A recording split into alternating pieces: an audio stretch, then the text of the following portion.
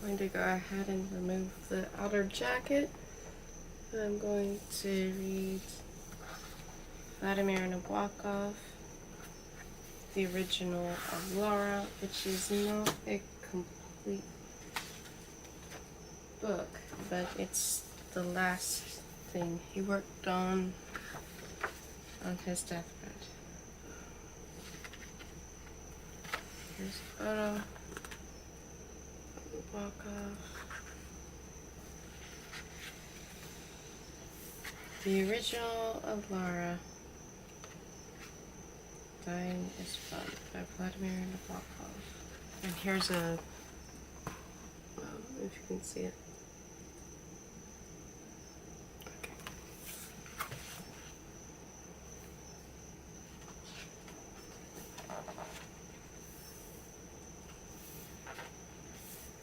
Introduction by Dmitry Nabokov.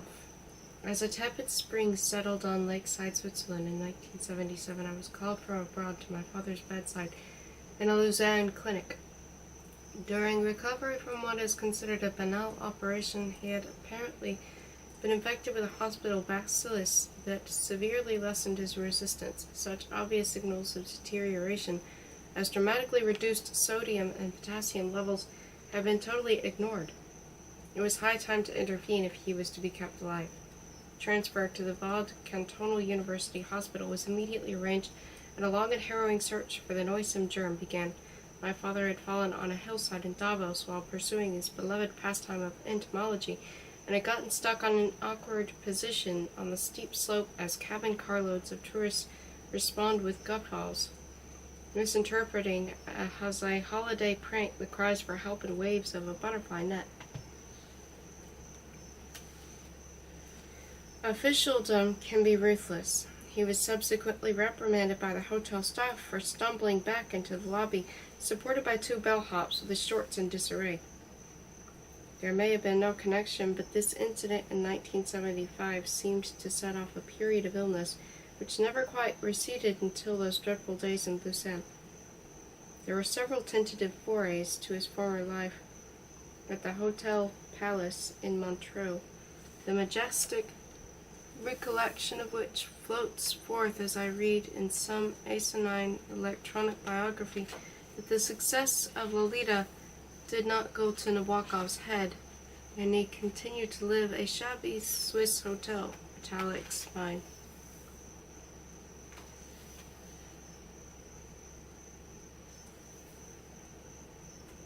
Nabokov did begin to lose his own physical majesty. His 6-foot frame seemed to stoop a little.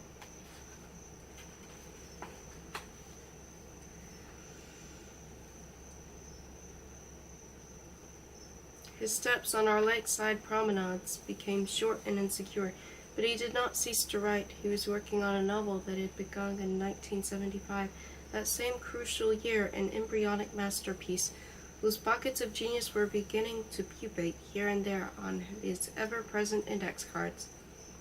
He very seldom spoke about the details of what he was writing, but perhaps because he felt the opportunities of revealing them were numbered, he began to recount certain details to my mother and to me.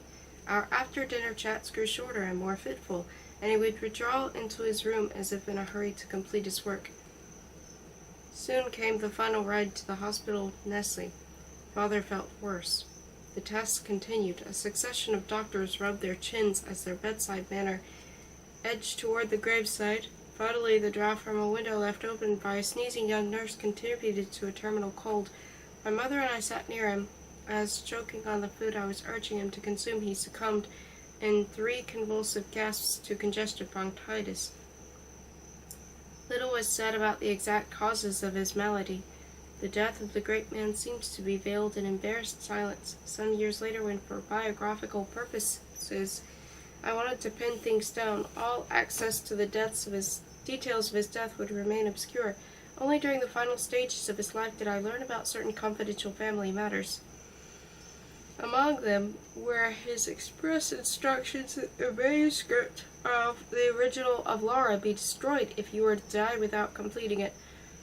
Individuals of limited imagination intent on adding their suppositions to the maelstrom of hypotheses that has engulfed the unfinished work have ridiculed the notion that a doomed artist might decide to destroy a work of his, whatever the reason, rather than allow it to outlive him.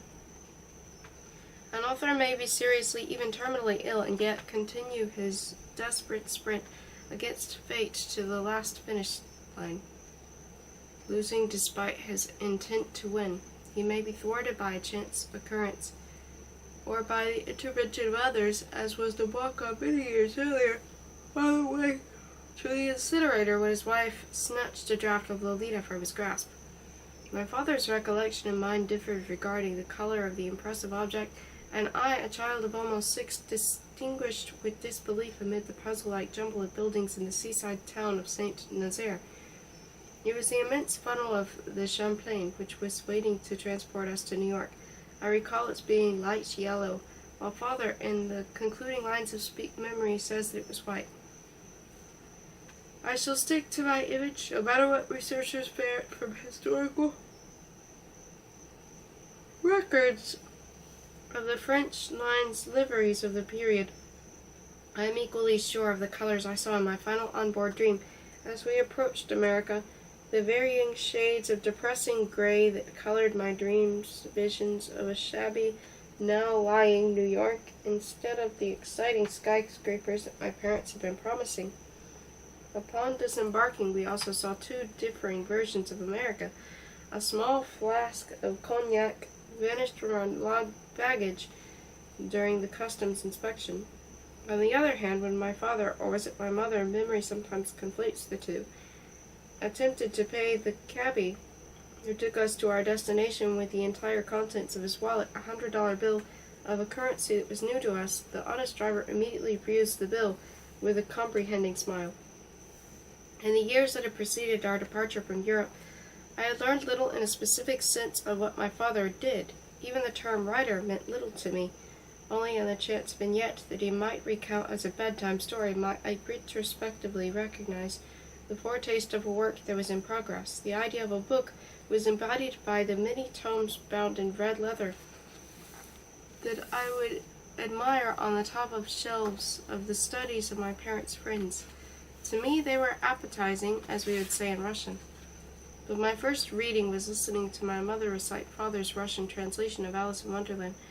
We traveled to the sunny beaches of the Riviera and thus finally embarked for New York. There, after my first day at the now defunct Walt Whitman School, I announced to my mother that I had learned English. I really learned English much more gradually, and it became my favorite and most flexible means of expression. I shall, however, always take pride in having been the only child in the world to have studied elementary Russian with textbooks and all under Vladimir Nabokov. My father was in the midst of a transition of his own. Having grown up as a perfectly normal trilingual child, he nonetheless found it profoundly challenging to abandon his rich, untrammeled Russian for a new language. Not the domestic English he had shared with his Anglophone father, but an instrument as expressive, docile, and poetic as the mother tongue he so thoroughly mastered. The real life of Sebastian Knight, his first English language novel, cost him infinite doubt and suffering as he relinquished his beloved Russian, the softest of tongues, as he entitled an English poem that appeared later in 1947 in the Atlantic Monthly. Meanwhile, during the transition of a new tongue, and on the verge of our move to America, he had written his last significant freestanding prose work in Russian. In other words, neither a portion of the work in progress nor a Russian version of an existing one. This was Volshnik, the Enchanter. In a sense, a precursor to Lolita. He thought he had destroyed or lost the small manuscript, and that its creative essence had been consumed by Lolita. He recalled having read it to a group of friends one Paris night, blue-papered against the threat of Nazi bombs. When eventually it did turn up again, he examined it with his wife, and they decided in 1959 that it would make artistic sense if it were done into English by the Nabokovs and published. That was not accomplished until a decade after his death, and the publication of Lolita itself preceded that of its forebear. Several American publishers, fearing the repercussions of the delicate subject matter of Lolita, had abstained. Convinced that it would remain forever a victim of incomprehension, Nabokov had resolved to destroy the draft, and it was only the intervention of Vera Nabokov that on 2 occasions kept it from going up in smoke in our Ithaca incinerator. Eventually unaware of the publisher's dubious reputation, Nabokov considered to have an agent place it with Gerodius's Olympia Press. It was the eulogy of Graham Greene that propelled Lolita far beyond the trashy topics of Cancer and Capricorn, inherited by Gerodius from his father at Obelisk, and along with the Fronier Olympia stablemates, on his way to becoming what some have acclaimed as one of the best books ever written. The highways and motels of 1940s America are immobilized in this proto-road novel, and countless names and places live on Nabokov's puns and anagrams. In the 1940, wait.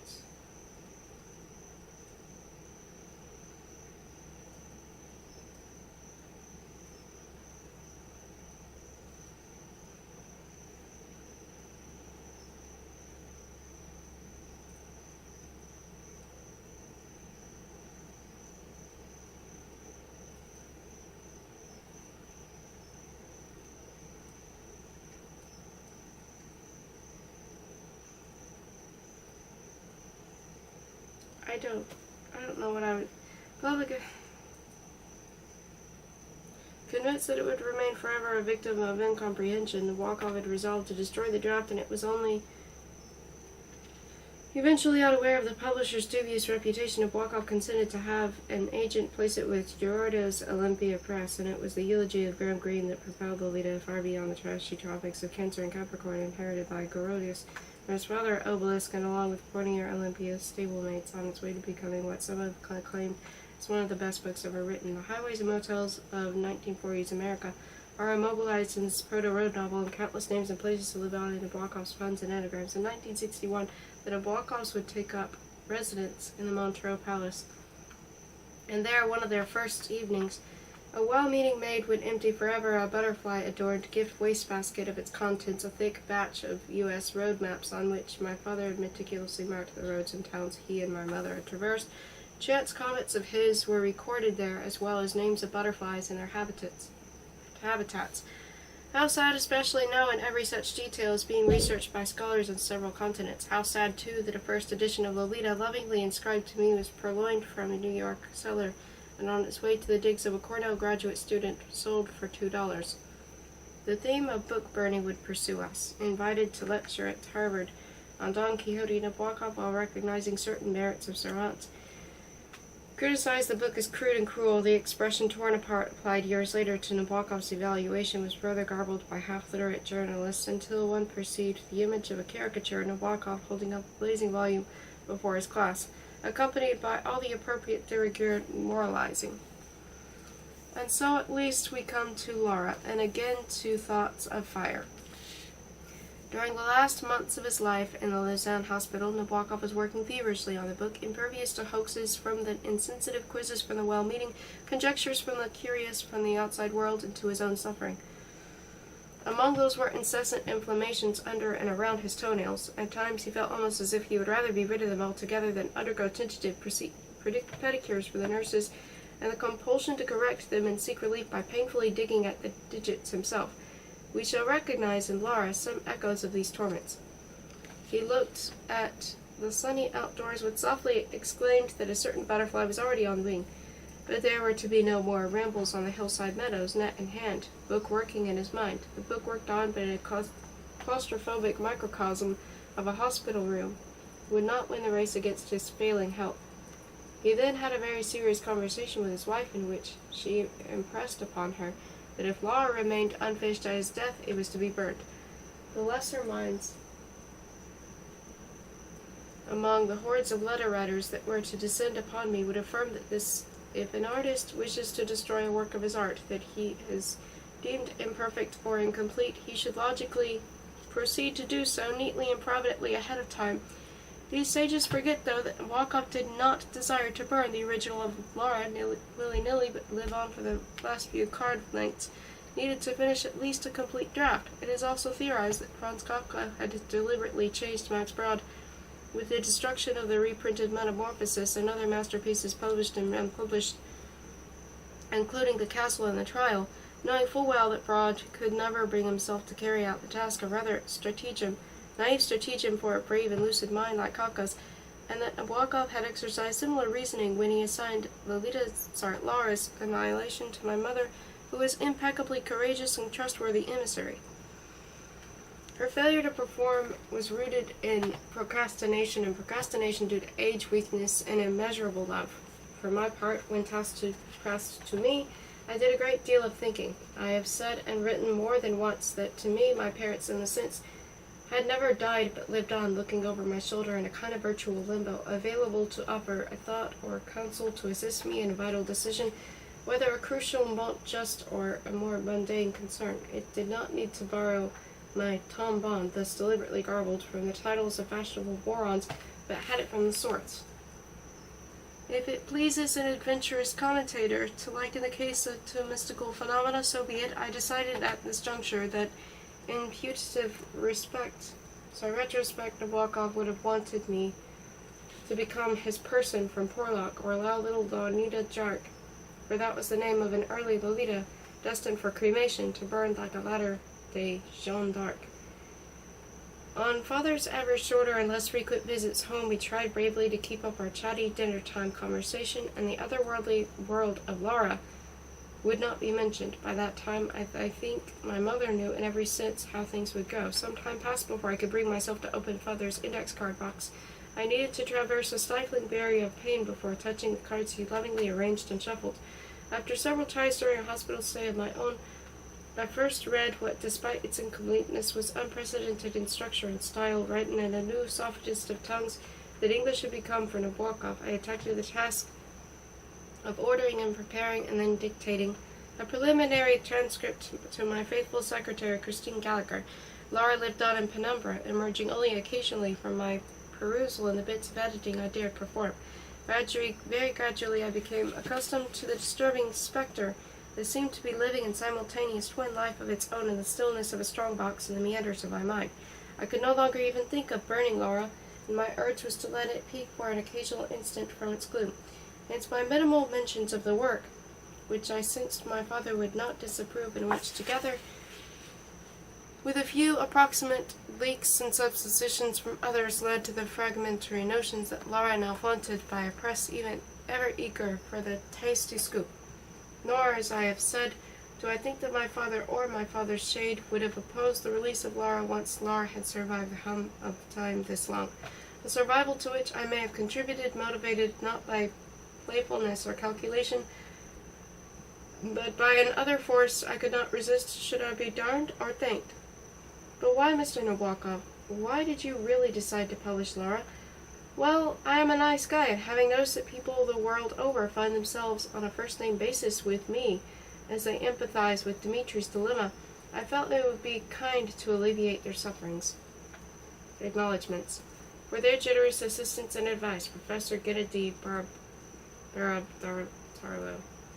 Professor Brian Boyd, Aryan Sonka Comstock, Alexei Konovov, Professor Stanislav Schwerin, Ron Rosenbaum, who could not have set off a better publicity campaign had it been planned. It was not. To all the worldwide contributors of opinion, comment, and advice, of whatever its stripe, who imagined that their wives, sometimes deftly expressed, might somehow change mine. A note on the text. The typeset text of the original of Laura preserves Vladimir Nabokov's original markings from the handwritten cards, not standard spellings, i.e. bicycle, and the punctuation have been retained. The accents have not been added to French words where they do not appear on the card. Some additional material is included within brackets or as footnotes for clarity. The photos of the cards that accompany the text are perforated and can be removed and rearranged, as the author likely did when he was writing the novel.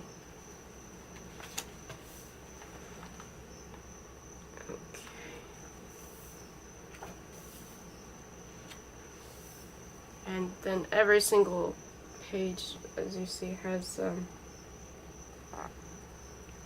the cards. Okay.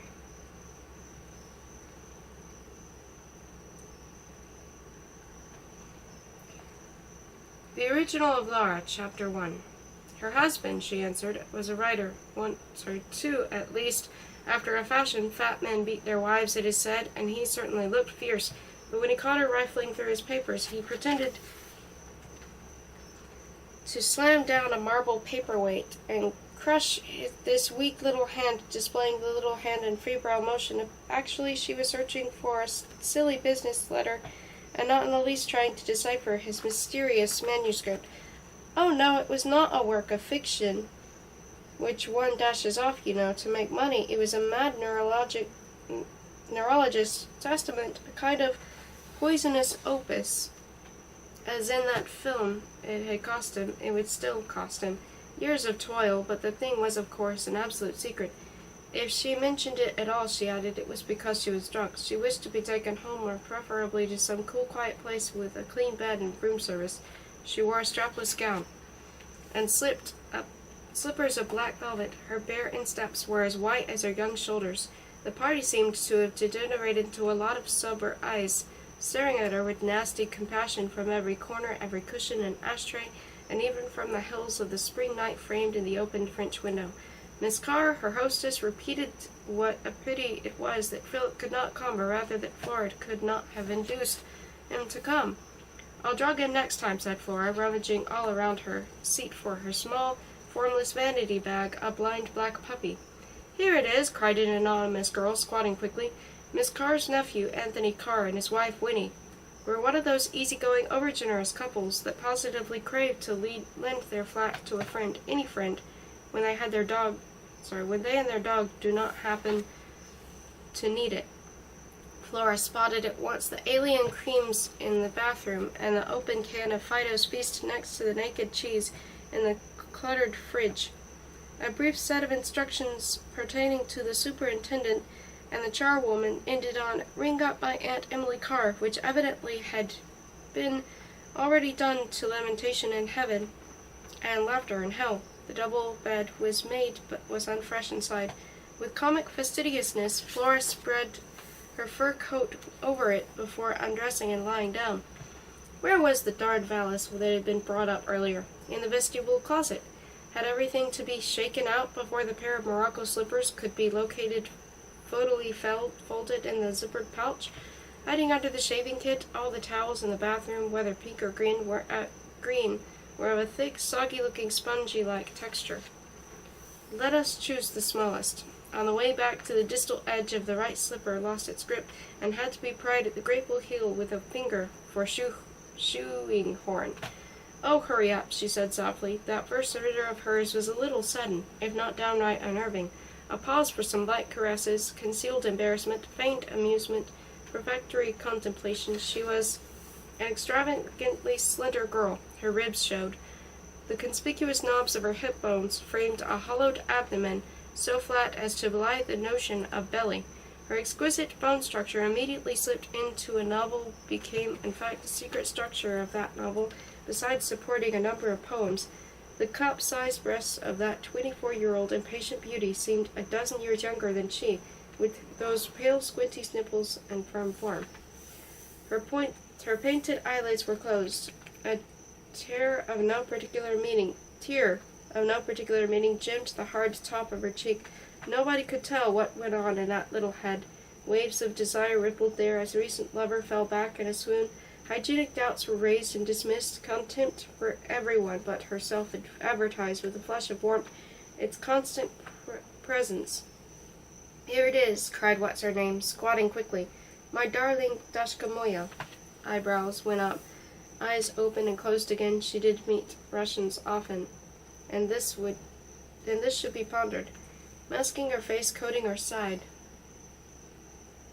pinaforing her stomach with kisses, all very acceptable while they remained dry. Her frail, docile frame, when turned over by hand, revealed new marvels.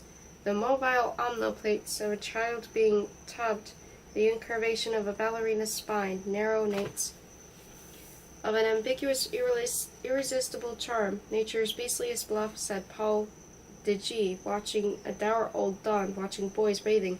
Only by identifying her with an unwritten, half-written, rewritten, difficult book could one hope to render at last what contemporary descriptions of intercourse so seldom convey, because newborn and thus generalized in the sense of primitive organisms as art, as opposed to the personal achievement of great English poets dealing with an evening on the country, a bit of sky and a river, the nostalgia of remote sounds, things utterly beyond the reach of Homer or Horace.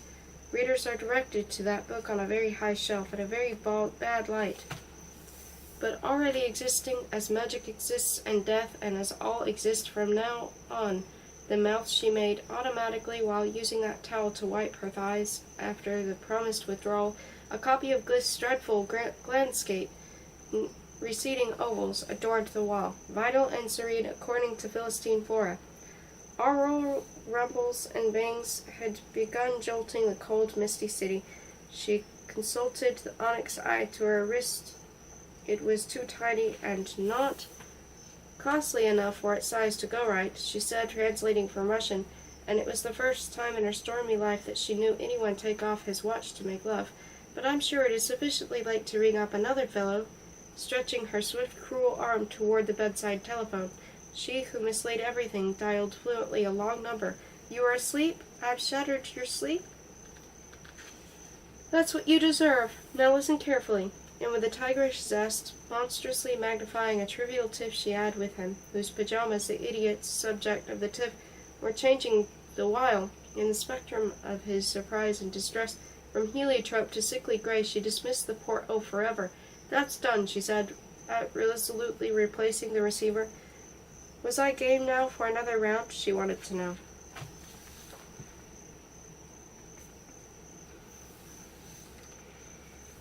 No, not even a quickie? Well, Pompey, try to find one liquor of the kitchen, then take me home.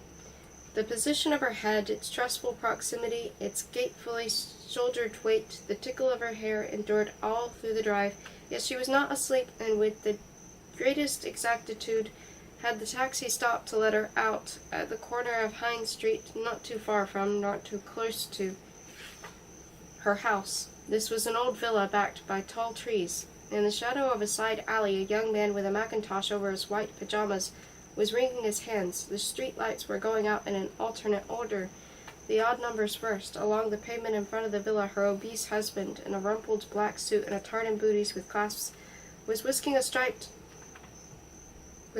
striped cat in an overlong leash. She made for the front door. Her husband followed, now carrying the cat. The scene might be called somewhat incongruous. The animal seemed naively fascinated by the snake trailing behind on the ground, not wishing to harness herself to futurity. She declined to discuss another rendezvous. To prod her slightly, a messenger called at her domicile 3 days later. He brought from the favorite florist of fashionable girls a banal bevy of bird-of-paradise flowers. Cora, the mulatto chambermaid who let him in, surveyed the shabby corner, his comic cap, his worn countenance, with its 3 days' growth of blonde beard, and was about to raise her chin and embrace its wrestling load, but he said, "No, I've been ordered to give this to Madame herself." "You French?" asked scornful Cora. The whole scene was pretty artificial in a fishy, theatrical way. He shook his head, and here Madame appeared from the breakfast room. First of all, the dismissed Cora with the strelitzia's hateful blooms, regalized bananas, really. "Look," she said to the beaming bum, "if you ever repeat this idiotic performance, I will never see you again. I swear I won't. In fact, I have a great mind." He flattened her against the wall between his outstretched arms. Flora ducked and freed herself and showed him the door, where the telephone was already raging ecstatically when he reached his lodgings. Okay,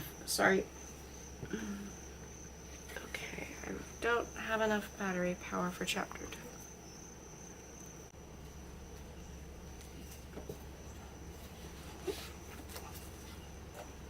2. Her grandfather, the painter Lev Lind, immigrated in 1920 from Moscow to New York with his wife Ava and his son Adam. He also brought over a large collection of his landscapes, either unsold or loaned to him by kind friends and ignorant institutions, pictures that were said to be the glory of Russia, the pride of the people. How many times art albums had reproduced those meticulous masterpieces, Clearings and pine woods with a bear cub or two, and brown brooks between thawing snowbanks, and the vastness of purple heaths. Native decadents had been calling them calendar tripe for the last 3 decades, yet Lind had always had an army of stout admirers. Mighty few of them turned up at his exhibitions in America. Very soon a number of unconsolable oils found themselves being shipped back to Moscow, while another batch moped in rented flats before trooping up to the attic or creeping down to the market stall. What can be sadder than a discouraged artist dying not from his own commonplace maladies, but from the cancer of oblivion invading his once famous pictures, such as April in Yalta or the Old Bridge? Let us not dwell on the choice of the wrong place of exile. Let us not linger at that playful bedside. His son Adam Lind, he dropped the last letter on the tacit advice of a misprint in a catalogue, was more successful. By the age of 30, he had become a fashionable photographer. He married the ballerina Lanskaya, a delightful dancer, though with something fragile and gouache about her that kept her teetering on a narrow ledge between benevolent recognition and the rave reviews of nonenties. Her first lovers belonged mostly to the union of property movers, simple fellows of Polish extraction, but Flora was probably Adam's daughter. 3 years after her birth, Adam discovered that the boy he loved had strangled another unattainable boy, whom he had loved even more. Adam Lind had always had an inclination for trick photography, and this time, before shooting himself in a Monte Carlo hotel, on the night, sad to relate, of his wife's very real success in Piker's Narcisse et Narcette, he geared and focused his camera in a corner of the drawing room so as to record the event from different angles. These automatic pictures of his last moments and of a table's lion paws did not come out too well, but his widow easily sold them for the price of a flat in Paris to the local magazine Pitch, which specialized in soccer and diabolical fates divers.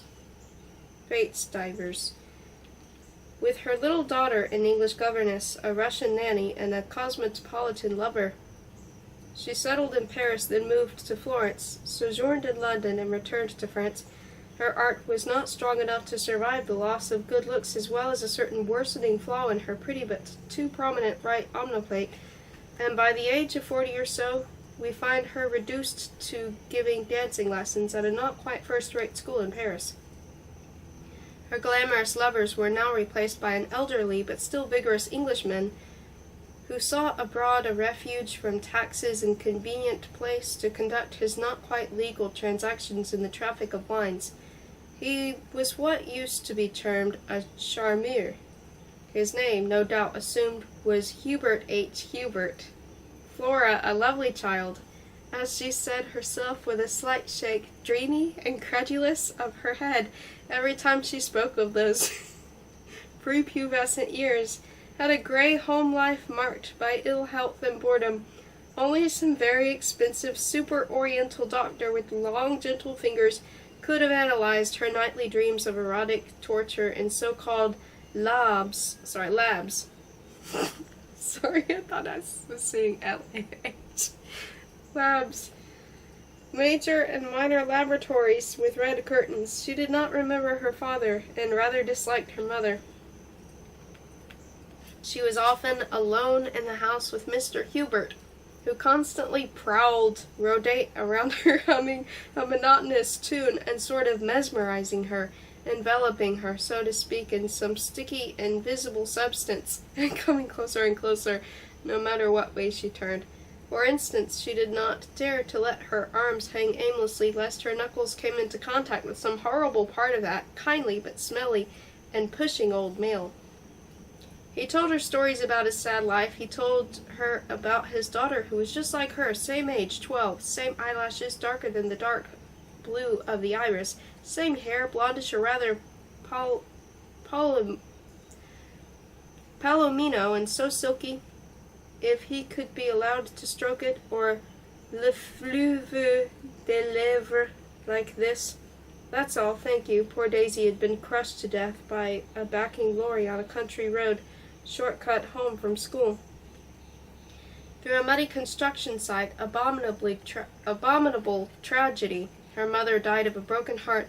Mr. Hubert sat on Flora's bed and nodded his bald head, acknowledging all the offenses of life, and wiped his eyes with a violet handkerchief which turned orange, a little parlor trick, when he stuffed it back into his heart pocket, and continued to nod as he tried to adjust his thick outsole to a pattern of the carpet. He looked now like a not too successful conjurer paid to tell fairy tales to a sleepy child at bedtime, but he sat a little too close. Flora wore a nightgown with short sleeves copied from that of the Montblanc de Saint-Cyr girl, a very sweet and depraved schoolmate who taught her where to kick an enterprising gentleman. A week or so later, Flora happened to be laid up with that chest cold. The mercury went up to 38 degrees in the late afternoon, and she complained of a dull buzz in the temples. Miss Lind cursed the old housemaid for buying asparagus instead of aspirin, and hurried to the pharmacy herself. Mr. Hubert had brought his pet a thoughtful present, a miniature chess set. She knew the moves, with the tickly-looking little holes bored in the squares to admit and grip the red and white pieces. The pin-sized pawns penetrated easily, but the slightly larger nobleman had to be forced in with an enervating joggle. The pharmacy was perhaps closed, and she had to go to the one next to the church, or else she had met some friend of hers in the street and would never return. A fourfold smell, tobacco, sweat, rum, and bad teeth, emanated from poor old harmless Mr. Hubert. It was all very pathetic. His fat, porous nose, with red nostrils full of hair, nearly touched her bare throat as he helped to prop the pillows behind her shoulders, and the muddy road was forever cut short between her and school, between school and death, with Daisy's bicycle wobbling in the indelible fog. She, too, had known the moves, and had loved the en passant trick as one loves a new toy. But it cropped up so seldom, though he tried to prepare those magic positions where the ghost of a pawn can be captured on the square it is crossed. Fever, however, turns games of skill into the stuff of nightmares. After a few minutes of play, Flora grew tired of it, put a rook in her mouth, ejected it, clowning dully. She pushed the board away. Mr. Hubert carefully removed it to the chair that supported the tea things. Then, with a father's sudden concern, he said, "I'm afraid you are chilly, my love," and plunging a hand under the bedclothes from his vantage point at the floorboard, he felt her shins. Flora uttered a yelp, and then a few screams. Freeing themselves from the tumbled sheets, her pedaling legs hit him in the crotch, and he lurched aside, the teapot a saucer of raspberry jam, and several tiny chessmen joined in the silly fray. Miss Lind, who had just returned and was sampling some grapes she had bought, heard the screams and the crash and arrived at the dancer's run. She soothed the absolutely furious, deeply insulted Mr. Hubert, before scolding her daughter. He was a dear man, and his life lay in ruins all around him. He wanted her to marry him, saying she was the image of the young actress who had been his wife, and indeed, to judge by the photographs, she, Madame Lanskaya, did resemble poor Daisy's mother. There is little to add about the incidental but not unattractive Mr. Hubert. He lodged for another happy year in that cozy house and died of a stroke in a hotel lift after a business dinner, going up, one would like to surmise. Chapter 3. Flora was barely 14 when she lost her virginity to a coeval, a handsome ball boy, at the Carlton Courts in Cannes. 3 or 4 broken porch steps, which was all that remained of an ornate public toilet or some ancient template, smothered in mints and campanulas, and surrounded by junipers, formed the site of a duty she had resolved to perform rather than a casual pleasure she was now learning to taste. She observed with quiet interest the difficulty Jules had of drawing a junior-sized sheath over an organ that looked abnormally stout, and that full erection had its head turned somewhat askew as if wary of receiving a backhand slap at the decisive moment. Flora let Jules do everything he desired except kiss her on the mouth, and the only words said referred to the next assignation. One evening, after a hard day picking up and tossing balls and pattering in a crouch across court between the rallies of a long tournament, the poor boy, stinking more than usual, pleaded, eager, more or less interchangeable couple. She would... What? That can't be right. Pleaded utter exhaustion and suggested going to a movie instead of making love, whereupon she walked away through the high heather and never saw Jules again, except when taking her tennis lessons with the stodgy old Basque in uncreased white trousers who had coached players in Odessa before World War I and still retained his effort's exquisite style. Back in Paris, Flora found new lovers, with a gifted youngster from the Lanskaya school and another eager, more or less interchangeable couple. She would bicycle through the blue fountain forest to a romantic refuge where a sparkle of broken glass or a lace-edged rag on the moss were the only signs of an earlier period of literature. The cloudless September maddened the crickets. The girls would compare the dimensions of their companions. Exchanges would be enjoyed with giggles and cries of surprise. Games of blind men's bluff would be played in the buff. Sometimes a voyeur would be shaken out of a tree by the vigilant police. This Flora of the close-set, dark blue eyes and cruel mouth, recollecting in her mid-twenties fragments of her past with details lost or put back in the wrong order, tale between delta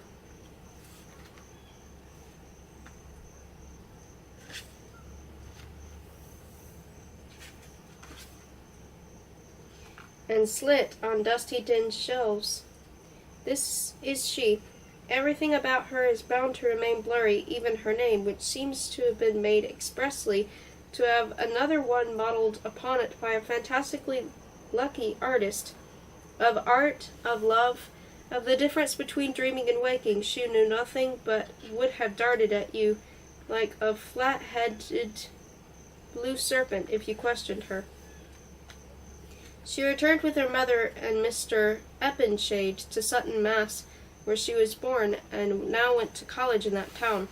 At 11 she had read À quoi revient les enfants by a certain Dr. Freud, a madman.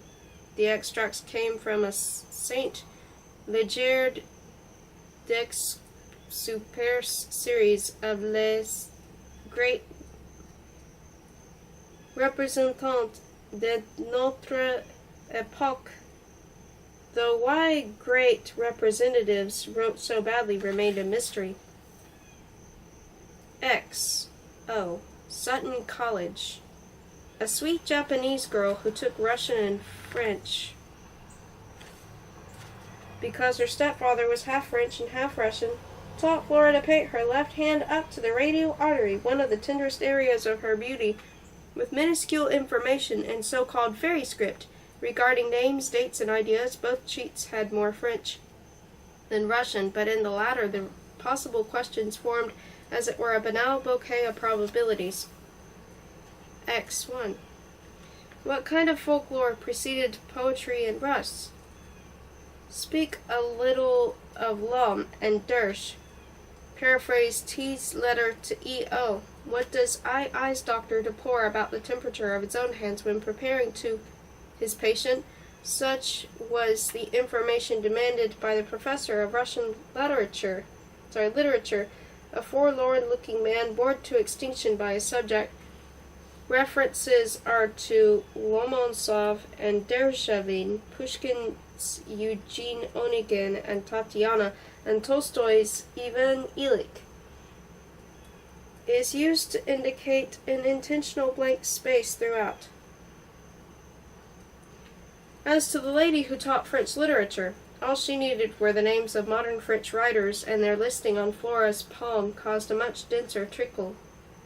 Especially memorable modern French writers was the cluster of interlocked names on the hall of Flora's thumb: Marlowe, Marillac, Marroy, Michaud, Mishima, Montherland, and Morand.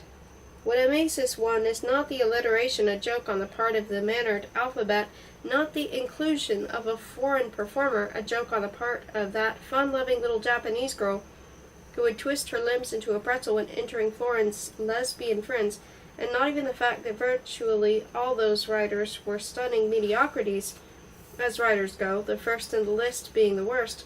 What amazes one is that they were supposed to represent an era, and that such representants could get away with the most execrable writing, provided they represent their times.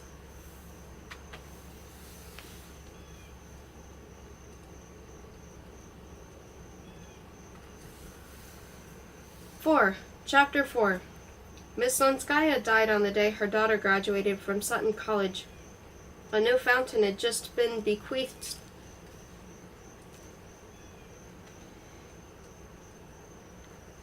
to its campus by a former student, the widow of Shah. Generally speaking, one should carefully preserve in transliteration the feminine ending of a Russian surname such as Aya instead of the masculine E or Oi, when the woman in question is an artistic celebrity. So let it be Lanskaya, land and sky, in the melancholy echo of her dancing name.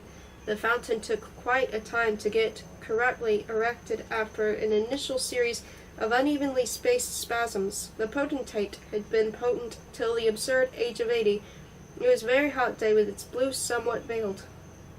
A few photographers moved among the crowd as indifferent to its specters doing their spectral job, and certainly for no earthly reason does this passage resemble in rhythm another novel, My Laura, where the mother appears as Maya Umanskaya, a fabricated film actress. Anyway, she suddenly collapsed on the lawn in the middle of the beautiful ceremony.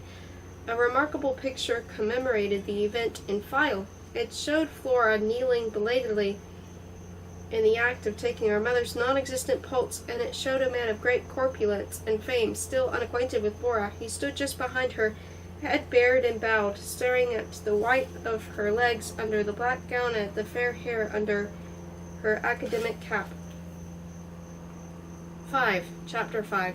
A brilliant neurologist, a renowned lecturer, and a gentleman of independent means, Dr. Philip Wilde had everything save an attractive exterior.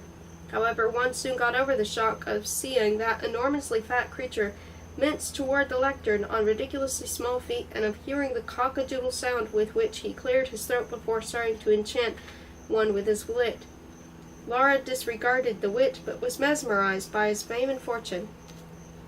Fans were back that summer, the summer she made up her mind that the eminent Philip Wilde, Ph., would marry her. She had just opened a boutique d'Avantales with another Sutton co-ed and the Polish artist Rawich, pronounced by some Raw-itch, by him Raw-witch. But black fans and violet ones, fans with like orange sunbursts, painted fans with club-tailed Chinese butterflies, oh, they were a great hit. And one day Wilde came and bought five spreading out her own fingers like pleats. For 2 aunts and 3 nieces, who did not really exist, but never mind, it was an unusual extravagance on his part. His shyness surprised and amused Flora. Less amusing surprises awaited her. Today, after 3 years of marriage, she had enough of his fortune and fame. He was a domestic miser. His New Jersey house was absurdly understaffed. The ranchito in Arizona had not been redecorated for years. The villa on the Riviera had no swimming pool and only 1 bathroom. When she started to change all that, he would emit a kind of creak or squeak, and his brown eyes brimmed with sudden tears. She saw their travels in terms of adverts, and a long talcum white beach with a tropical breeze tossing the palms in her hair. He saw it in terms of forbidden foods, frittered away time, and ghastly expenses. Ivan Vaughan.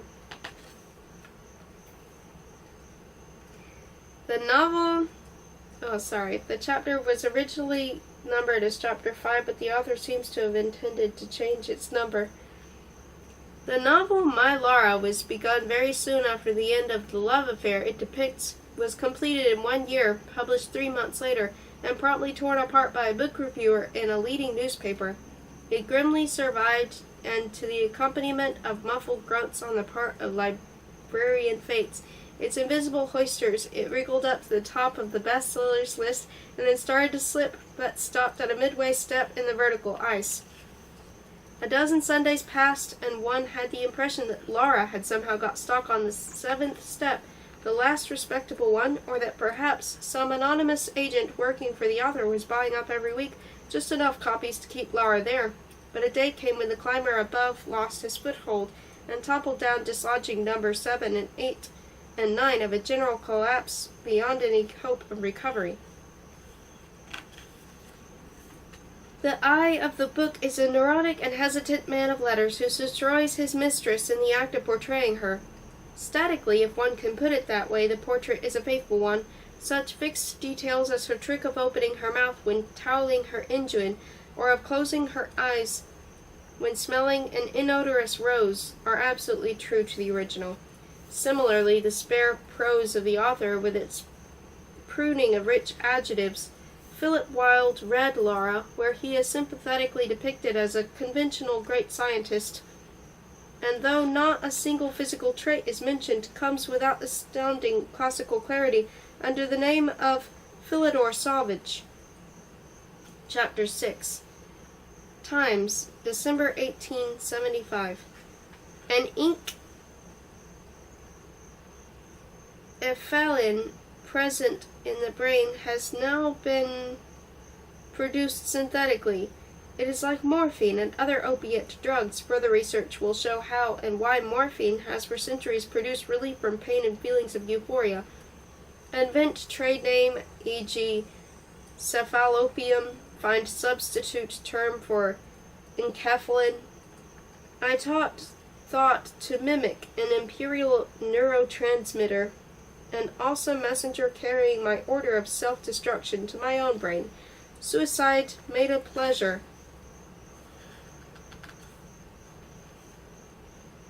D.O. D. Its tempting emptiness.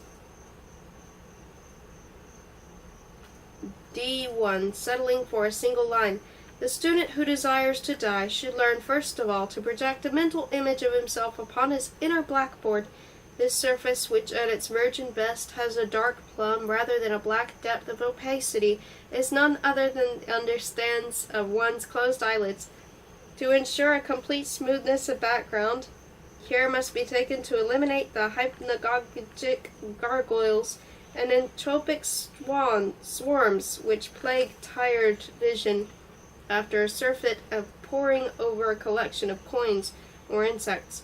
Sound sleep and an eye bath should be enough to cleanse the locus. Now comes the mental image.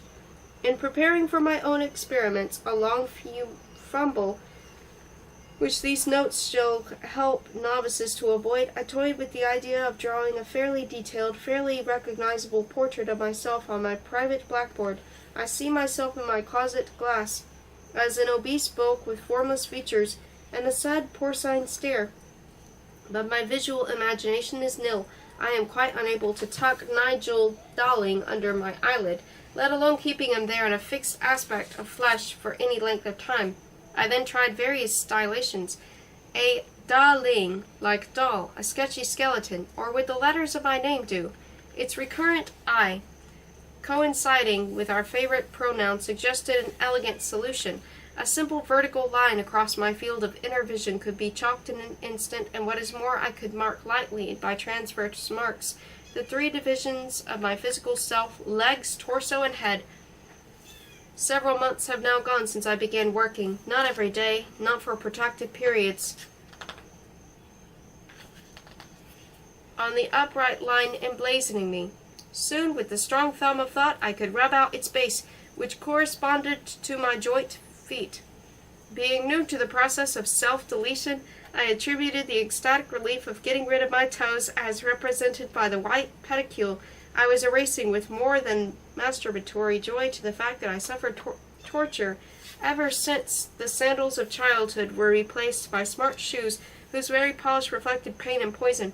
So what a delight it was to amputate my tiny feet. Yes, tiny, yet I always wanted them, roly-poly dandy that I am, to seem even smaller. The daytime footwear always hurt, always hurt. I waddled home from work and replaced the agony of my dapper Oxfords by the comfort of old bed slippers. This act of mercy inevitably drew from me a voluptuous sigh which my wife, whenever I imprudently let her hear it, denounced as vulgar, disgusting, obscene, because she was a cruel lady or because she thought I might be clowning on purpose to irritate her. She once hid my slippers, hid them furthermore in a separate spot, as one does with delicate siblings in orphanages, especially on chilly nights. But I forthwith went out and bought 20 pairs of soft carpet toes, while hiding my tear-staining face under a Father Christmas mask which brightened the shop girls. The orange awnings of southern summers. For a moment I wondered with some apprehension if the deletion of my procreative system might produce nothing much more than a magnified orgasm. I was relieved to discover that the process continued sweet death's ineffable sensation, which had nothing in common with ejaculations or sneezes. The 3 or 4 times that I reached that stage, I forced myself to restore the lower half of my white eye on my mental blackboard, and thus wriggle out of my perilous trance.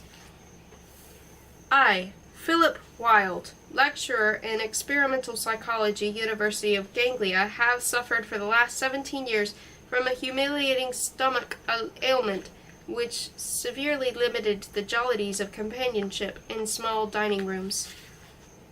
I loathe my belly, that trunk full of bowels which I have to carry around and everything connected with it, the wrong food, heartburn, constipation's leaden load, or else indigestion with the first installment of hot filth pouring out of me in a public toilet 3 minutes before a punctual engagement. Heart or loins? There was only one girl in my life, an object of terror and tenderness, an object too of universal compassion on the part of millions who read about her in lovers' books. I say girl and not woman, not wife nor wench. If I were writing in my first language, I would have said fille. A sidewalk cafe, a summer-striped Sunday. Il regardait passer les filles. That sense. Not professional whores, not necessarily well-to-do tourists, but fille, as translation of girl, which I now retranslate. From heel to hip, then to trunk, then the head, when nothing was left but a grotesque bust with staring eyes.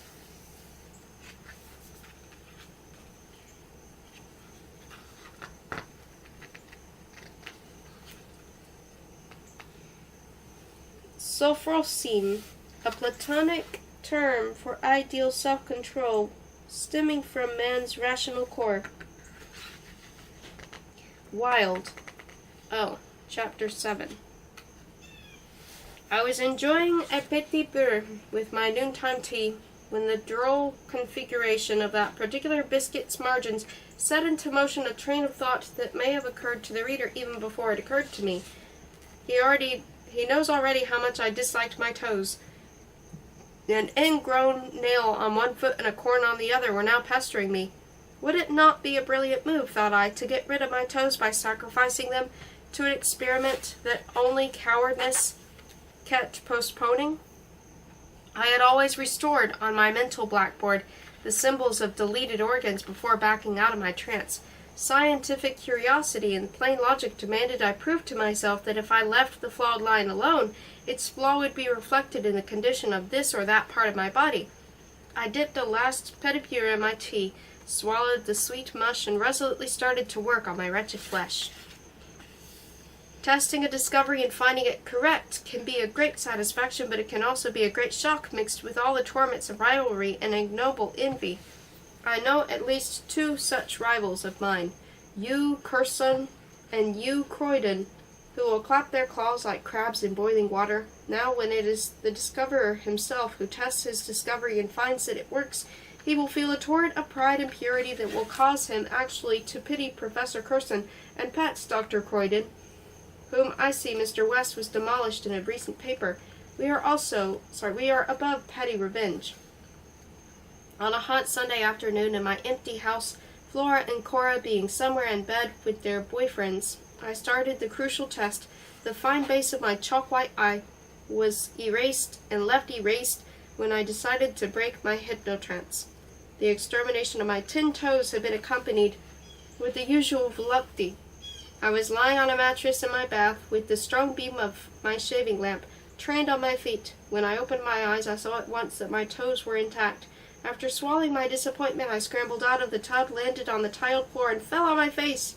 To my intense joy, I could not stand properly because my 10 toes were in a state of indescribable numbness. They looked all right, though perhaps a little paler than usual, but all sensation had been slashed away by a razor of ice. I palpitated warily the hallux and the 4 other digits of my right foot, then of my left one, and all was rubber and rot. The immediate setting in of decay was especially sensationally. I crept on all fours into the adjacent bedroom, and with the infinite effort into my bed. The rest was mere cleaning up. In the course of the night, I teased off the shriveled white flesh and contemplated with utmost delight before his bath. I know my feet smelled, despite daily baths, but this reek was something special.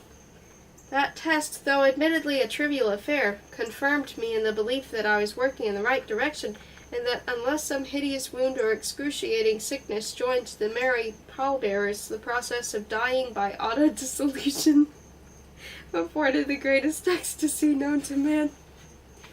Toes. I expected to see at best the length of each foot greatly reduced, with its distal edge neatly transformed into the semblance of end of a bread loaf without any trace of toes. At worst, I was ready to face an anatomical preparation of 10 bare phalanges sticking out of my feet like a skeleton's claws. Actually, all I saw was the familiar rows of digits. 1. Medical intermezzo. Install yourself, said the youngest, suntanned cheerfully Dr. Opert, indicating open-heartedly an armchair at the north rim of his desk, and proceeded to explain the necessity of a surgical intervention. He showed A&D one of the dark, grim urograms that had been taken of A&D's rear anatomy. The globular shadow of an adenoma eclipsed the greater part of the whitish bladder. This benign tumor had been growing on the prostate for some 15 years and was now as many times its size. The unfortunate gland, with the great gray parasite clinging to it, could and should be removed at once. And if I refuse, said A&D, then one of these days that backward keep it free from any intervention, tired eyes, such as hypnagogic gargoyles or entopic swarms, a vertical line chalked against a plum tinted darkness over one's collection of coins or insects, a mannequin or little skeleton. These phrases appear as well on page 131, but may indicate that this card is a draft of that material. A mannequin or a little skeleton, but that demanded in this very special self-hypnotic state, there can be no question of getting out of touch with oneself and floating into a normal sleep unless you are very tired at the start. To break the trance, all you do is restore in every chalk-bright details the simple picture of yourself, a stylized skeleton, on your mental blackboard. One should remember, however, that the divine delight in destroying, say, one's breastbone should not be indulged in. Enjoy the destruction, but do not linger over your own ruins, lest you develop an incurable illness or die before you are ready to die. The delight of getting under an ingrown toenail with sharp scissors and snipping off the offending corner, and the added ecstasy of finding beneath it an amber abscesses whose blood flows, carrying away the ignoble pain. But with age I could not bend any longer toward my feet, and was ashamed to present them to a pedicure. Last chapter. Beginning of last chapter. Miss this is the MS of my last chapter, which you will please type out in 3 copies. I need the additional one for Prepub in Bud or some other magazine. Brackets around the first paragraph may be a reminder to set as extract. Several years ago, when I was still working at the Horlodge Institute of Neurology, a silly female interviewer introduced me in a silly radio series, Modern Eccentrics, as a gentle oriental sage founder of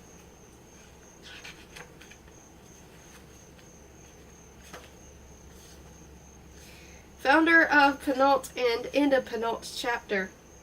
The manuscript in longhand of Wilde's last chapter, which at the time of his fatal heart attack 10 blocks away, his typist Sue Yu had not had the time to tackle because of urgent work for another employer, was deftly plucked from her hand by that other fellow to find a place of publication more permanent than bud or root. First A. Well, a writer of sorts, a budding and already rotting writer, and being a poor lecturer in some of our last dreary castles. Yes, he's a lecturer, too. A rich, rotten lecturer. Complete misunderstanding, another world. Whom are they talking about? Her husband, I guess. Flo is horribly frank about Philip, who could not come to the party, to any party. This material fits in with the conversation of the first chapter. First B. Heart or brain, when they ray projected by me, reaches the lake of Dante or the island of Ryle. First C. Thornton plus Smart Hum Physiology, page 299. Wilde's MS. I do not believe that the spinal cord is the only or even main conductor of the extravagant messages that reach my brain. I have to find out more about that, about the strange impression I have of there being some underpath, so to speak, along with the commands of my willpower, are passed to and fro along the shadow of nerves, rather than along the nerves proper. First D. The photographer was setting up. I always know she is cheating on me with a new boyfriend whenever she visits my bleak bedroom more often than once a month, which is the average since I turned 60. I. The only way he could possess her was in the most position of copulation, he reclining on cushions, she sitting in the fauteuil of his flesh with her back to him. The procedure, a few bounces over very small humps, meant nothing to her. She looked at the snowscape on the footboard of the bed, at the curtains, and he holding her in front of him like a child being given a sleigh ride. Down a short slope by a kind stranger, he saw her back, her hips between his hands, like toads or tortoises. Neither saw each other's faces.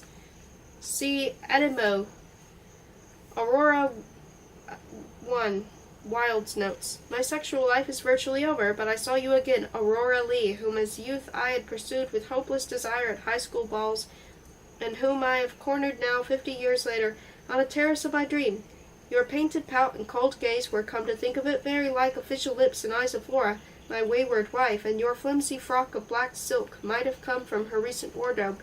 You turned away but could not escape, trapped as you were among the close-set columns of moonlight, and I lifted the hem of your dress, something I never had done in the past, and stroked, molded, pinched ever so softly your pale prominent nates, while you stood perfectly still, as if considering new possibilities of power and pleasure and interior decoration.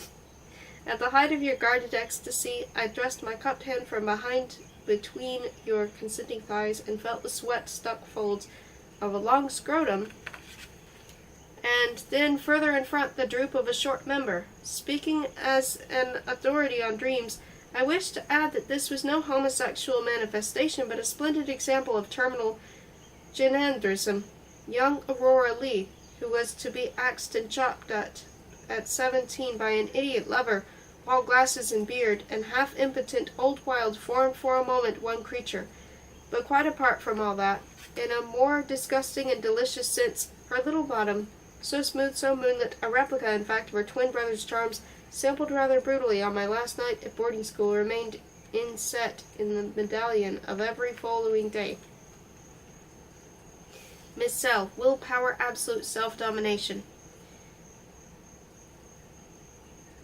Electroencephalographic recordings of hypnotic sleep are very similar to those of the waking state and quite different from those of normal sleep, yet there are certain minute details about the pattern of trance which are of extraordinary interest and place it specifically apart both from sleep and waking. Self-extinction, self-immolation, torp. As I destroyed my thorax, I also destroyed and the laughing people in theaters with a not longer visible stage or screen, and in the cemetery of the asymmetrical heart, autosuggestion, Autosuggestive. Wilde's notes. A process of self-obliteration conducted by an effort of the will. Pleasure bordering on almost unendurable ecstasy comes from the feeling, the will working on a new task, an act of destruction which develops paradoxically an element of creativeness, and the totally new application of totally free will, learning to use the vigor of the body for the purpose of its own deletion, standing vitally on its head. OED. Nirvana, blowing out, extinguishing, extinction, disappearance, in Buddhist theology, extinction, and absorption into the Supreme Spirit. Nirvanic embrace of Brahma. Bronze, Buddhist monk, bronzery, bronzeries, the doctrine of Buddhist incarnation, Brahmud. Absorption into the divine essence, Brahmism. All this postulates a supreme God. Buddhism, nirvana, extinction of the self, individual existence, release from the cycle of incarnations, reunion with the Brahma, Hinduism, attained through the suppression of individual existence, Buddhism. Vedic spiritual condition, the religious rubbish and mysticism of Oriental wisdom, the minor poetry of mystical myths, Wilde A. The novel Lara was sent to me by the painter Routledge, a rejected admirer of my wife, of whom he did an exquisite oil a few years ago. The way I was led by delicate clues was ghostly nudges to the exhibition where Lady with Fan was sold to me by his girlfriend, a sniggering tart with gilt fingernails, and a separate antidote in the anthology of humiliation to which, since my marriage, I have been a constant contributor. As to the book, a bestseller, which the blurb described as a roman à clef, with the clef lost forever, the demonic hands of one of my servants, the velvet valet, as Flora called him, kept slipping into my visual field until I opened the darn thing and discovered it to be a maddening masterpiece. Winnie Carr, waiting for her train on the station platform of Sex, delighted Swiss resort famed for its crimson plums, noticed her old friend Flora on a bench near the bookstall with a paperback in her lap. This was the soft-cover copy of Lara, issued virtually at the same time as its much stouter and comelier hardback edition. She had just bought it at the station bookstall, and in answer to Winnie's jocular remark, "I hope you'll enjoy the story of your life," said she doubted if she could force herself to start reading it. "Oh, you must," said Winnie. "It is of course fictionalized and all that, but you'll come face to face with yourself as every other corner, and there's your wonderful death." "Let me show you your wonderful death." "Darn, here's my train. Are we going together?" "I'm not going anywhere. I'm expecting somebody. Nothing very exciting. Please let me have my book." "Oh, but I simply must find that passage for you. It's not quite at the end. You'll scream with laughter. It's the craziest death in the world." "You'll miss your train," said Flora. Philip Wilde spent most of the afternoon in the shade of a marbosa tree that he vaguely mistook for opulent tropical race of a birch, sipping tea with lemon and making embryonic notes with a diminutive pencil attached to a diminutive agenda book, which seemed to melt into his broad, moist palm, where it was spread in sporadic crucifixions. He sat with widespread legs to accommodate his enormous stomach, and now and then checked or made in mid-thought half a movement to check the fly buttons of his old-fashioned white trousers. There was also the recurrent search for his pencil sharpener, which he absently put into a different pocket every time after use. Otherwise, between all those small movements, he sat perfectly still, like a meditative idol. Flora would be often present, lolling in a duck chair. C, moving it from time to time, circling as it were around her husband, and enclosing his chair in the progression of strewn magazines as she sought an even denser shade than one sheltering him. The urge to expose the maximum of naked flesh permitted by fashion was combined in her strange little mind with a dread of the least touch of tan defiling her ivory skin. Eric's notes. To all contraceptive precautions, and indeed to orgasm at its safest and deepest, I much madly preferred, finishing off at my ease against the softest part of her thigh. This predilection might have been due to the unforgettable impact of my romps with schoolmates of different, but erotically identical sexes. He too needed, and that he would come to stay for at least a week every other month. This key for a theme Begin with poem, etc., and finish with mast and flora ascribed to picture. X.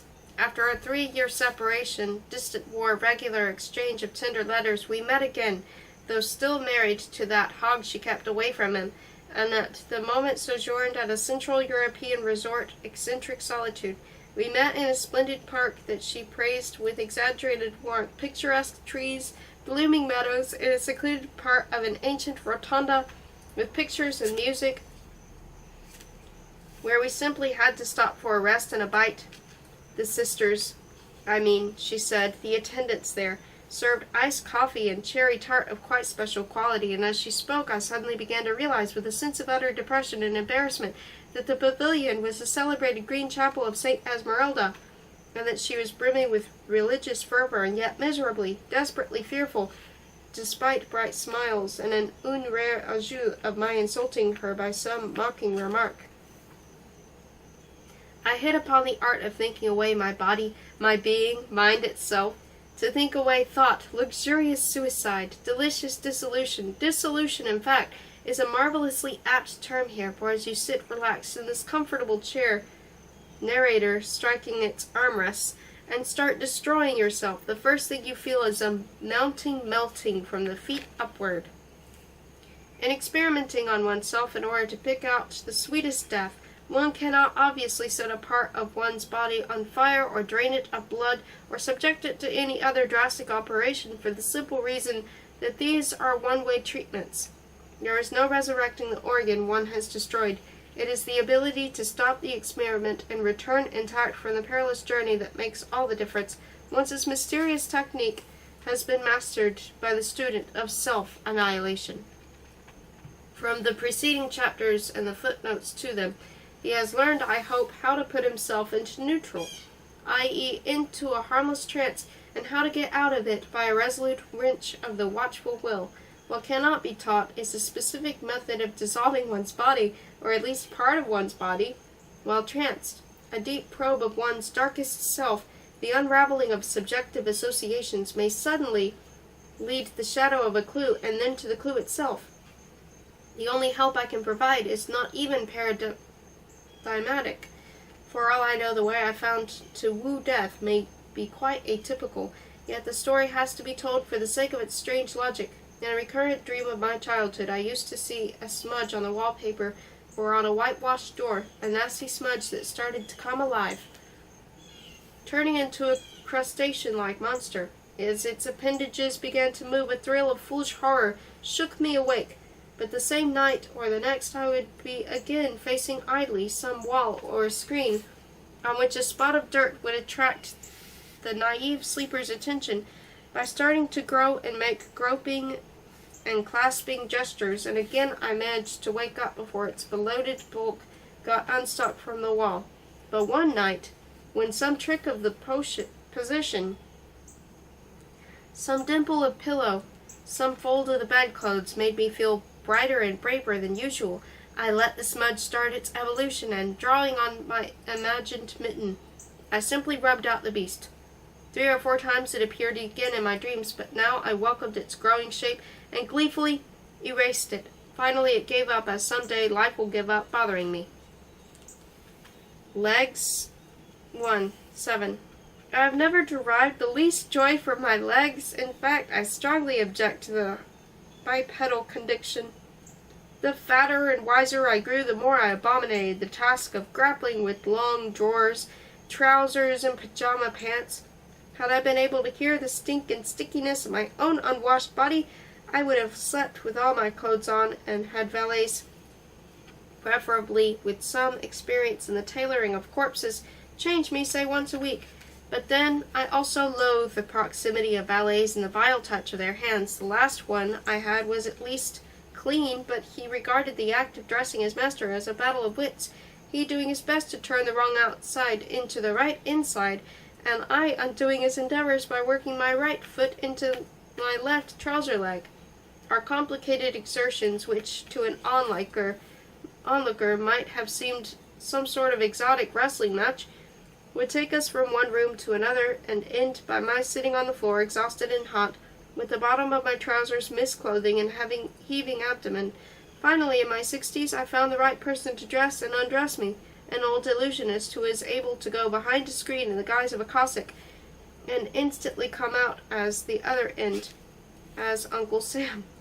He is tasteless and rude and altogether not a nice person, but he has taught me many a subtle trick, such as folding trousers properly, and I think I shall keep him, despite the fantastic wages and rascal asks. Wilde remembers. Every now and then she would turn up for a few moments between trays, between planes, between lovers. My morning sleep would be interrupted by heart-rending sounds, a window opening, a little bustle downstairs, a trunk coming, a trunk going, distant telephone conversations that seemed to be conducted in conspiratorial whispers. If shivering in my nightshirt I dared to waylay her, all she said would be, "You really ought to lose some weight," or "I hope you transfer that money as I indicated," and all doors closed again. Notes. The Art of Self-Slaughter. TLS 16-176. Nietzsche argued that the man of pure will must recognize that there is an appropriate time to die. Philip Nittikin. The act of suicide may be criminal in the same sense that murder is criminal, but in my case it is purified and hallowed by the incredible delight it gives. Wilde, D. By now I have died up to my navel some 50 times in less than 3 years, and my 50 resurrections have shown that no damage is done to the organs involved when breaking in time out of the trance. As soon as I started yesterday to work on my torso, the act of deletion produced an ecstasy superior to anything experienced before, yet I noticed that the ecstasy was accompanied by a new feeling of anxiety and even panic. How curious to recall the trouble I had in finding an adequate spot for my first experiments. There was an old swing hanging from a branch of an old oak tree in a corner of the garden.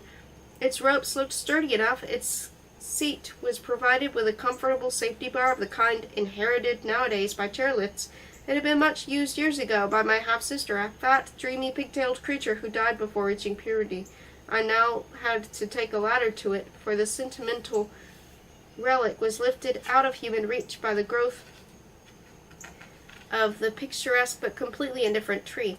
I had glided with a slight oscillation into the initial stage of particularly rich trance when the cordage burst and I was hurtled, still more or less boxed, into a ditch full of brambles, which ripped off a piece of the peacock blue dressing gown I happened to be wearing that summer day. Thinking away oneself, a melting sensation, an envahissement of delicious dissolution. What a miraculous appropriate noun! After effect of certain drug used by anesthesiologists, I have never been much interested in naval. Efface, expunge, erase, delete, rub out, wipe out, obliterate. A note about the author. Vladimir Vladimirovich Nabokov was born on April 23, 1899 in St. Petersburg, Russia. The Nabokovs were known for their high culture and commitment to public service, and the elder Nabokov was an outspoken opponent of the anti-Semitism and one of the leaders of the opposition party, the Cadets. In 1919, following the Bolshevik Revolution, he took his family into exile. 3 years later, he was shot and killed at a political rally in Berlin while trying to shield the speaker from right-wing assassins. The Nabokov household was trilingual, and as a child, Vladimir was already reading Wells, Poe, Browning, Keats, Flaubert, Verlaine, Rimbaud, Tolstoy, and Chekhov, alongside the popular entertainments of Sir Arthur Conan Doyle and Jules Verne. As a young man, he studied Slavic and Romance languages at Trinity College, Cambridge, taking his honors degree in 1922. For the next 18 years, he lived in Berlin and Paris, writing prolifically in Russian under the pseudonym Sirin and supporting himself through translations, lessons in English and tennis, and by composing the first crossword puzzles in Russian. In 1925, he married Vera Slonin, with whom he had one child, a son, Dmitry. Having already fled Russia and Germany, Nabokov became a refugee once more in 1940, when he was forced to leave France for the United States. There he taught at Wellesley, Harvard, and Cornell. He also gave up writing in Russian and began composing fiction in English. In his afterword to Lolita, he claimed, "My private tragedy, which cannot, and indeed should not, be anybody's concern, is that I had to abandon my natural idiom, my untrammeled, rich, and infinitely docile Russian tongue for a second-rate brand of English, devoid of any of those apparatuses, the baffling mirror, the black velvet backdrop, the implied associations and traditions which the native illusionist, frack tails flying, can magically use to transcend the heritage in his own way." Yet Nabokov's American period saw the creation of what are arguably his greatest works: Been Sinister, 1947, Lolita, 1955, Panine, 1957, and Pale Fire, 1962. As well as the translation of his earlier Russian novels into English, he also undertook English translation of works by Lermontov and Pushkin and wrote several books of criticism. Vladimir Nabokov died in a hospital near Montreux, Switzerland, in 1977.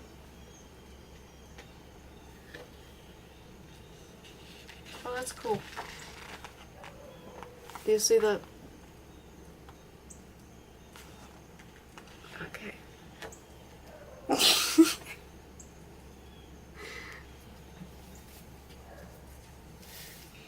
I still think the story is hilarious in so many places. Just all of the references to other works throughout it.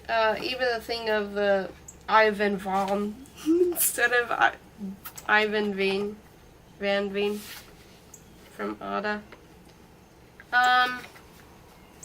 The thing especially interesting to me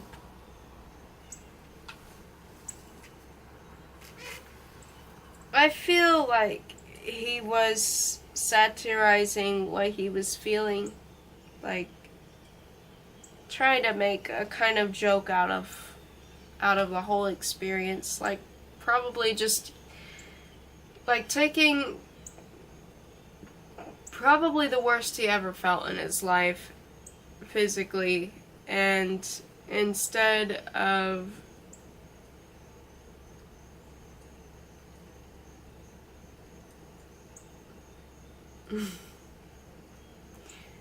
being like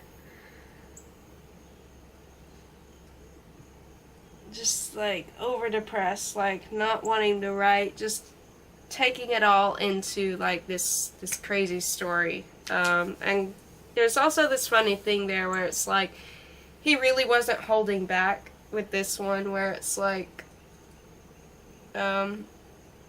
he just went as like wild as possible, I feel like, with this, even though it was an unfinished work, which is sad to me because I feel like the original of Lara, it really isn't complete. There's still so much there that we will only ever have to just wonder, like, and mentally kind of fill in for ourselves, like what could have been the connecting pieces thrown in throughout. But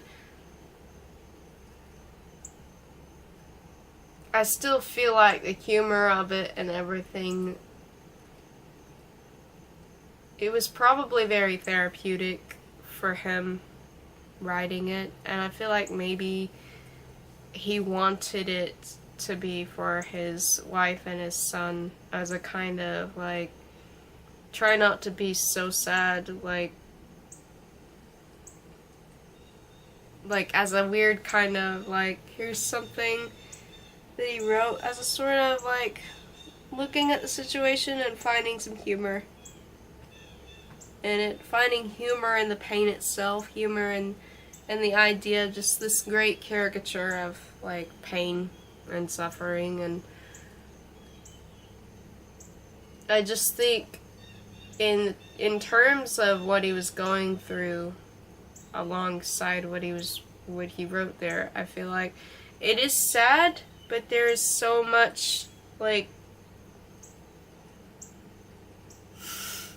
it's just that dark, twisted humor that's like crazily funny, that like shouldn't be so funny but is just crazy funny.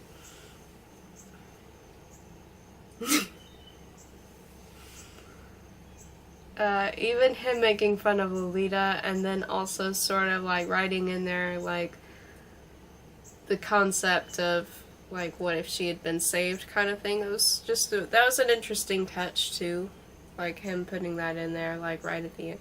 So, I mean, in many ways it did feel like he did intend for it to be finished at some point, but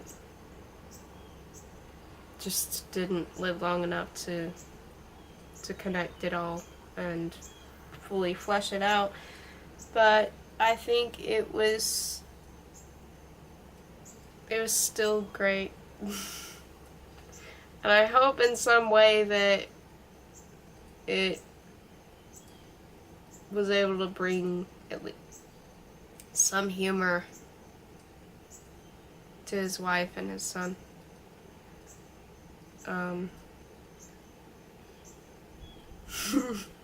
I think it's right that they didn't burn it.